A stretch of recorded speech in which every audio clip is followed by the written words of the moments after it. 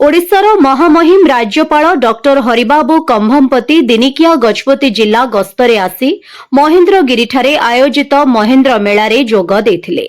महायज्ञर अष्टम दिवसरे से मुख्य यज्ञ कुंडरे पूजार्चनारे सामिल हेबा सहित माता कुंती मंदिर और गोकर्णेश्वर पीठरे दर्शन और पूजा करिथिले।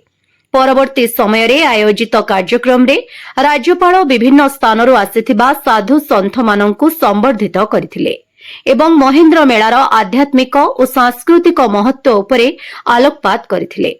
एही अवसर रे मान्यवर राजस्व और विपर्यय परिचालना मंत्री श्रीजुक्त सुरेश पुजारी एवं मान्यवर वाणिज्य और परिवहन इस्पात और खनि मंत्री श्रीजुक्त विभूतिभूषण जेना उपस्थित थिले। उक्त मेलारे जिला प्रशासन और जिला पुलिस विभाग पक्षरु व्यापक सुरक्षा व्यवस्था ग्रहण करा जायथिला। उक्त कार्यक्रम रे जिलापाल श्री अक्षय सुनील अग्रवाल, आरक्षी अधीक्षक श्री प्रहलाद सहाय मीना, बनखंड अधिकारी पारलाखेमुंडी श्री के नागार्जुन समेत जिलार बहु वरिष्ठ अधिकारी उपस्थित थिले।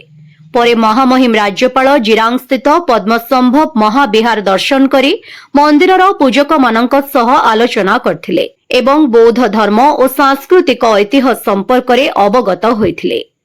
गजपतिरु टिकिली मांग रिपोर्ट खबर तरंग।